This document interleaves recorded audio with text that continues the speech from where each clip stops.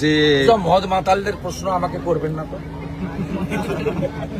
Register মাতাল যে একটা পদের লোভে উনি একা কেন গেলেন, কাউকে তো সঙ্গে নিয়ে যেতে পারতেন। আমি ওর কথার উত্তরই দেবো না, মাতালদের কথার উত্তর দেবো কেন?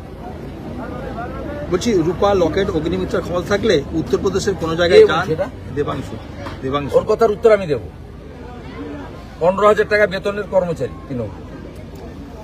বলছি এত বড় একটা ঘটনা ঘটে গেল, তারপরে কিন্তু কলেজগুলোতে সিসিটিভি লাগানো, ল কলেজে সিসিটিভি লাগানো হচ্ছে, এরপরে তো কলেজে অ্যাডমিশন শুরু হবে, তার নিরাপত্তা কোথায় মেয়েদের? কারো নিরাপত্তা নেই।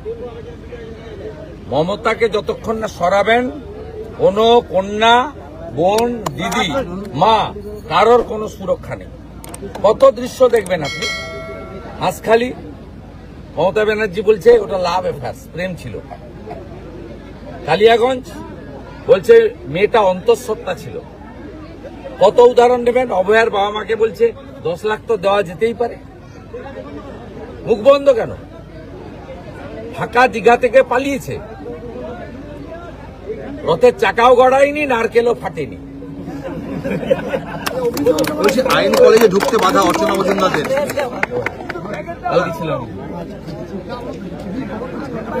আমি কালকে গেছিলাম না, এখানে থাকলে মেরে দিচ্ছি। আইন কলেজে ঢুকতে বাধা অর্চনা মজুমদারের। আইন কলেজে ঢুকতে বাধা অর্চনা মজুমদারের। আইন কলেজে ঢুকতে বাধা পেয়েছে অর্চনা মজুমদাররা, পুলিশের সঙ্গে। জাতীয় মহিলা কমিশন সকলকেই বাধা দিবে, আটকে রাখবে। ওদের রাজ্য সভাপতিকে আটকে রেখেছিল কাল সারা রাত্রে। কথা বলতে দেবে না, প্রতিবাদ করতে দেবে না। জরুরি অবস্থা ঘোষণা না করলেও জরুরি অবস্থার মতো। বলছি নন্দীগ্রাম আন্দোলনের সময় শুভেন্দু অধিকারী নন্দীগ্রামে ঢোকেননি, মমতা বন্দ্যোপাধ্যায় বাইকে করে মদন বলছে।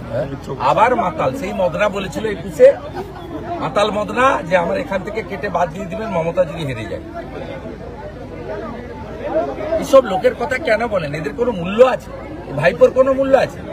বলেছিল সৌমিত্র খাঁ যদি একটা বুথে যেতে আমি রাজনীতি ছেড়ে দেব, অর্জুন সিং যদি ভোটে জিতে আমি রাজনীতি ছেড়ে দেব। এইখানে কাঁথির কাছে এসেছিল, 2 পকেটে প্যান্টে হাত ঢুকিয়ে, তোর বাপকে ডাক। যত এসব করবে হারবে। এখানে বাইপাসের কাছে এসেছিল মুসলমানদের নিয়ে মিটিং করতে, এখানকার লোক হারিয়ে দিচ্ছে। 8,200 ভোটে লিড আছে, 80,000 ভোটে অভিজিৎ গাঙ্গুলি জিতেছে।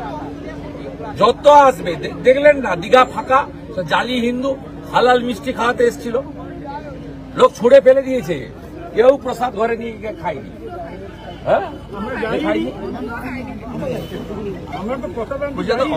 শুনুন, যা ঘটেছে কসবাতে নিন্দনীয় এবং সামগ্রিকভাবে আমাদের রাজ্যের কন্যারা মমতা ব্যানার্জির আমলে সুরক্ষিত নয়।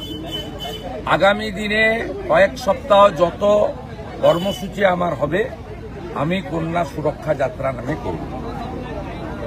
আমি সিদ্ধান্ত নিয়েছি কন্যা সুরক্ষা যাত্রা নামে আমি এই কর্মসূচি পালন করব। এবং আপনাদেরকে দুটো কথা বলে যাচ্ছি। এখানে এইটা বলে গেলাম, আরেকটা হচ্ছে আমাদের এখানে একটি কর্মসূচি ছিল, এই কর্মসূচিটা কন্যা সুরক্ষা যাত্রা নামেই হবে। আমাদের এই ইন্দিরা মোড় বয়াল থেকে আমাদের বয়াল গ্রাম পঞ্চায়েত 2 গ্রাম পঞ্চায়েত অফিস অব্দি আগামী 7 তারিখে আমরা কয়েক হাজার লোক নিয়ে নন্দীগ্রাম 2-এর এই মণ্ডল এবং নন্দীগ্রাম 1-এর একটা মণ্ডল, এই দুটো মণ্ডল মিলে আমরা কর্মসূচি করব। এবং আমার সমস্ত কর্মসূচি আমি কন্যা সুরক্ষা যাত্রা নামে আগামী দিনে করব, কারণ বাংলায় কন্যাদের, বোনেদের, দিদিদের বাঁচানোটা সবচেয়ে বেশি অগ্রাধিকার বলে আমি মনে করি।